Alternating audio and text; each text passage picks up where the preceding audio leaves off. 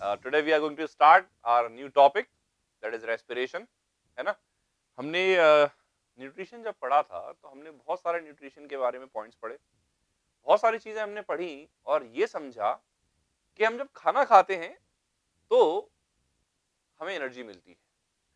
और प्रॉब्लम ये है कि न्यूट्रिशन टॉपिक में हमने सिर्फ खाना ही सीखा है, हमने ये तो सीखा ही नहीं कि उस खाने को यूज क्या हुआ। हमने बस ये सीख लिया कि हाँ खाना बनता है, हमने खाना खा लिया, प्लांट्स ने अपना फूड बना लिया खुद से, है ना, and they have prepared, we have prepared and we have done with this. But the thing is, respiration ऐसा टॉपिक है जो आप कितना भी न्यूट्रिशन पढ़ लीजिए, आप कितना भी न्यूट्रिशन खा लीजिए, जब तक आप रेस्पिरेशन पढ़ेंगे नहीं, रेस्पिरेशन करेंगे नहीं, तब तक उस न्यूट्रिशन का कोई भी यूज नहीं है। It is worthless.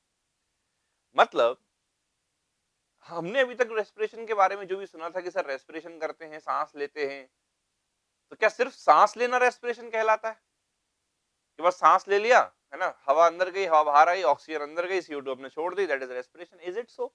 और अगर ऐसा है तो व्हाट अबाउट प्लांट्स? उनके बारे में फिर क्या कहना है? क्योंकि वो तो ऐसा कोई प्रोसेस, ऐसा कोई मैकेनिज्म करते ही नहीं है। दूसरा पॉइंट ये है कि हमने जब न्यूट्रिशन किया था तो हमने ये बताया था कि उसमें जो चौथा स्टेप था, अब थोड़ा सा याद कीजिए, इंजेक्शन, डाइजेशन, एब्जॉर्प्शन, एसिमिलेशन। तो हमारा जो फोर्थ स्टेप था that was assimilation. What does that mean actually? Assimilation का एक्चुअल मतलब क्या था? एसिमिलेशन का मतलब ये था कि जब वो फूड सेल के पास पहुंच गया, है ना, जब वो फूड सेल के पास पहुंच गया तो सेल ने क्या किया? सेल ने उसको ब्रेक किया फर्दर, है ना, फर्दर उसको ब्रेक किया और उसमें से एनर्जी निकाली जिसके लिए हमने खाना खाया था। तो प्लांट, उसने, सेल ने जो हमने फूड लिया था, चाहे वो ग्लूकोज लिया हो, चाहे हमने प्रोटीन्स खाया हो, चाहे हमने कुछ भी खाया हो, उसको ब्रेक करके अल्टीमेटली उससे जब एनर्जी निकाली, that was known as assimilation. And wonderful thing is, assimilation is nothing but a part of respiration. Why it is a part of respiration? Because respiration की जो basic definition है वो ये है, it is breakdown of food particles to release energy. So simple, clear? कई बार इसको हम oxidation भी कहते हैं कि it is oxidation of food particle to release energy. अभी ऑक्सीडेशन क्यों कहते हैं ये हम आगे बात करेंगे, अभी नहीं, ठीक है। दूसरी चीज, रेस्पिरेशन जो हम पढ़ते हैं, अब हम यहाँ पर रेस्पिरेशन को तीन पार्ट्स में पढ़ने वाले हैं। तीन पार्ट्स में कैसे? सबसे पहले हम रेस्पिरेशन की बात करेंगे जनरल, मतलब एक सेल के अंदर कैसे रेस्पिरेशन होता है, एक सेल के पास जब फूड पहुंचता है, मतलब हम एसिमिलेशन का एडवांस वर्जन पढ़ेंगे कि जब सेल के पास फूड पहुंच जाता है तो वहां पर कैसे ब्रेक होता है, उस फूड से कैसे एनर्जी निकाली जाती है। ये हमारा पहला स्टेप हुआ।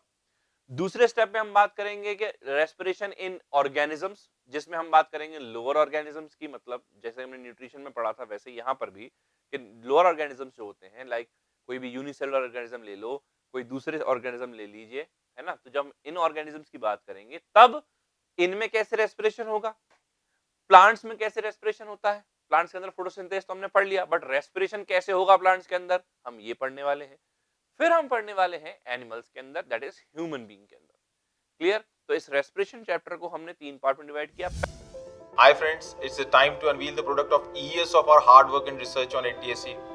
The team has really gone that extra mile, pouring heart, brain, conscience, developing this NTSC Guru. It not only comprises of state-specific video lectures, practice lectures, tests. You will also get the set of most probable questions that can be asked in the forthcoming NTSC of your particular state. It really took us 6 long years of complete research and development to figure out what different states ask or might ask in NTSC. And now we are more than sure that we have now decoded the Da Vinci Code of NTSC. So subscribe to NTSC Guru if you want NTSC specific concept lecture, fantastic course material, State-of-the-art practice videos And very finely drafted All India Test Series. So ensure your success for this once in a lifetime opportunity of enjoying pride, prestige and glory.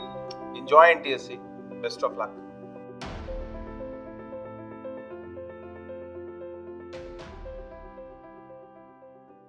ठीक है, तो हम भी जब यहाँ पढ़ने वाले हैं सेल के अंदर, तो हम जो रॉ मटेरियल लेंगे इट विल बी ग्लूकोज। ठीक है, अब यहां से शुरुआत होती है इसको ब्रेक करने की। ठीक है, ग्लूकोज को ब्रेक करने की। सबसे पहले जब ग्लूकोज ब्रेक होता है सबसे पहले जब ग्लूकोज तोड़ता है, सेल जब ग्लूकोज को ब्रेक करता है तो कैसे करता है देखना। Suppose this is a cell, ठीक है, ग्लूकोज था बाहर, ये ग्लूकोज अंदर आया, हमने खाना खाया, डाइजेस्ट हुआ, एब्जॉर्ब हुआ, ब्लड लेकर गया सेल के पास। ये हम ह्यूमन की बात कर रहे हैं, दूसरे ऑर्गेनिज्म में अलग अलग मेथड्स होंगे, ठीक है। ग्लूकोज पहुंचा सेल के पास, तो सेल के अंदर जो अभी भरा हुआ है, इट इज ऑल साइटोप्लाज्म। क्या है ये? इट इज ऑल साइटोप्लाज्म, ठीक है। इस साइटोप्लाज्म में जाने के बाद ग्लूकोज का क्या है, ग्लूकोज क्या होता है, ये ब्रेक होता है सबसे पहले और कन्वर्ट होता है किसी एक्स कंपोनेंट में, हम इसको भी एक्स मान लेते हैं, डिटेल में बताएंगे अभी, ठीक है। किसी एक्स कंपोनेंट में ब्रेक होता है, फिर अब यहां से कंडीशन दूसरी शुरू होती है, और जो कि रेस्पिरेशन के टाइप्स भी हैं। कंडीशन क्या शुरू होती है कि respiration is of two types, है ना, respiration is of two types. First is aerobic respiration, second is anaerobic respiration. मतलब कुछ ऐसे ऑर्गेनिजम्स हैं जो एयर की प्रेजेंस में रेस्पायर करेंगे, मतलब उनको जिंदा रहने के लिए ऑक्सीजन चाहिए, टू बी वेरी फ्रैंक, कि अगर ऑक्सीजन नहीं होगी तो वो मर जाएंगे, ठीक है। तो उनको हम क्या बोलते हैं, एरोबिक। मतलब उनमें जब भी फूड ब्रेक होगा, ये बहुत अच्छा कंसेप्ट है, पता है, हम कितना भी खाना खा लें, अगर हम सांस नहीं लेंगे तो उस खाने की एनर्जी हमको नहीं मिलने वाली। NTSC important concept. The energy stored in the food we eat can be utilized after its breakdown by respiration. समझ रहे हो, उस फूड से हमें कोई एनर्जी नहीं मिलेगी, क्यों? क्योंकि फूड को ब्रेक करने के लिए हमें कोई दूसरा एक कंपोनेंट चाहिए होता है, लाइक ऑक्सीजन। तो हम ह्यूमन की बात करें, प्लांट्स की बात करें, जितने भी ऑर्गेनिजम्स को हम अपने आसपास देखते हैं, they all require oxygen for breakdown of food. Clear? तो ये था कौन सा, एरोबिक रेस्पिरेशन। दूसरे कुछ ऑर्गेनिजम्स ऐसे भी हैं जिनको ऑक्सीजन नहीं चाहिए, है ना, उनको ब्रेक होने के लिए ऑक्सीजन नहीं चाहिए, they do not require air और oxygen for the breakdown of food, and such organisms are called as anaerobic. इसमें एग्जांपल जो है, मैं आपको एक एग्जांपल यहां पर लिख रहा हूं, आप शायद इस एग्जांपल को जानते भी हों। Tapeworm, some bacteria, yeast. Tapeworm हमारे इंटेस्टाइन में रहता है अंदर। अब स्मॉल इंटेस्टाइन के अंदर है, लार्ज इंटेस्टाइन के अंदर है, तो सोचने वाली बात यह है कि अगर ये ऑर्गेनिज्म वहां रह रहा है एज अ पैरासाइट, वहां पर कौन सी हवाएं चल रही हैं? There is no air, yes or no? There is no air there, है ना, कोई ऑक्सीजन नहीं, कोई हवा नहीं, फिर भी जिंदा है, मतलब it is respiring anaerobically, it is breaking its food without help of oxygen. Clear? Some bacteria, they live in extreme conditions where there is no oxygen, again anaerobes. Yeast, ये तुमने शायद पहले भी सुना हुआ है कि yeast जो फर्मेंटेशन करता है, क्या करता है, फर्मेंटेशन, तो without oxygen. Clear? Without oxygen. तो हुआ क्या कि जब ग्लूकोज अंदर एंटर हुआ और ग्लूकोज एक्स में कन्वर्ट हुआ, अब यहां से दो कंडीशन है। पहली कंडीशन है कि ऑक्सीजन अगर है तो क्या होगा, और दूसरी कंडीशन है कि अगर ऑक्सीजन नहीं है, अगर ऑक्सीजन नहीं है तो क्या होगा।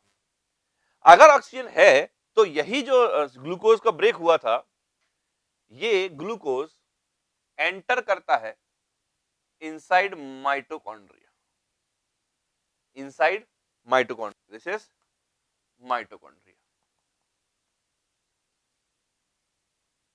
ठीक है। अब माइटोकॉन्ड्रिया में एंटर हुआ, then it is further divided and further converted into another compound, it is Y, ठीक है। अगर ऑक्सीजन है तो, अगर ऑक्सीजन नहीं है तो इसका फर्दर ब्रेकडाउन जो है वो यहीं रहेगा and it is converted into Z, मतलब it will remain in the cytoplasm to be converted into Z. ये बेसिक फिनोमेना है, बेसिक मैकेनिज्म है कि ग्लूकोज के साथ क्या होता है कि जब भी वो सेल के अंदर जाएगा, जब भी सेल ग्लूकोज लेगा तो उसके साथ क्या क्या होने वाला है।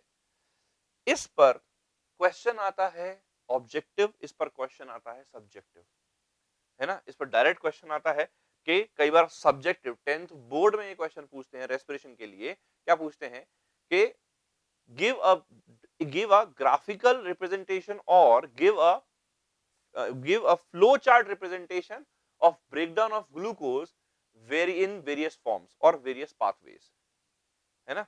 मतलब ग्लूकोज को अलग अलग पाथवेज से ब्रेक होने के लिए कौन कौन से मेथड लगते हैं वो आपको बताना है। ये 10th में पूछते हैं, सब्जेक्टिव बोर्ड में क्वेश्चन। ऑब्जेक्टिव कैसे पूछेंगे कि हम जब इसका फ्लो चार्ट रिप्रेजेंटेशन करेंगे तो वो बीच बीच में से वो इक्वेशंस को गायब कर देंगे and they will write it as A B और सी। मैं जो आपको बता रहा था कि कैसे हम ग्लूकोज को डिफरेंट पाथवेज से फ्लो चार्ट के थ्रू हम समझ सकते हैं, और यही वो फ्लो चार्ट है जिस पर एक्चुअल में बोर्ड में भी क्वेश्चन आता है और ऑब्जेक्टिव क्वेश्चन भी बनते हैं। ऑब्जेक्टिव क्वेश्चन कैसे बन सकते हैं, जैसे कि मैंने आपको एक क्वेश्चन अभी दिखाया भी था कि सपोज उन्होंने ये मिस कर दिया है, यहाँ पर ए लिख दिया है, ये मिस किया है, या फिर सपोज दिस ये मिस कर दिया है, ऑक्सीजन प्रेजेंट है या एब्सेंट है, ये उन्होंने मिस कर दिया है, तो इस तरीके से वो क्या कर सकते हैं, इसको ऑब्जेक्टिव भी बना सकते हैं। ठीक है, अब ये क्या है एक्चुअल में कि ग्लूकोज जब सेल के पास पहुंचेगा तो सबसे पहली प्रोसेस जो मैंने आपको बताई थी कि ये एंटर करेगा साइटोप्लाज्म में, और ये ब्रेक होता है पायरुवेट में, या पायरुविक एसिड भी कह सकते हैं इसको। ठीक है, पायरुविक एसिड जो है ये एक 3 कार्बन कंपाउंड है, इसके 2 मॉलिक्यूल्स बनते हैं। कितने मॉलिक्यूल्स? 2 मॉलिक्यूल्स। क्यों? क्योंकि ग्लूकोज जो है वो एक 6 कार्बन कंपाउंड होता है, और जब पायरुवेट 3 कार्बन कंपाउंड इससे बनेगा तो इसके 2 मॉलिक्यूल्स बनते हैं। ठीक है, पहली प्रोसेस क्या हुई कि ग्लूकोज ब्रेक हुआ, साइटोप्लाज्म के अंदर पायरुविक एसिड बना। ठीक है, इस टाइम पर ऑक्सीजन की रिक्वायरमेंट नहीं होती।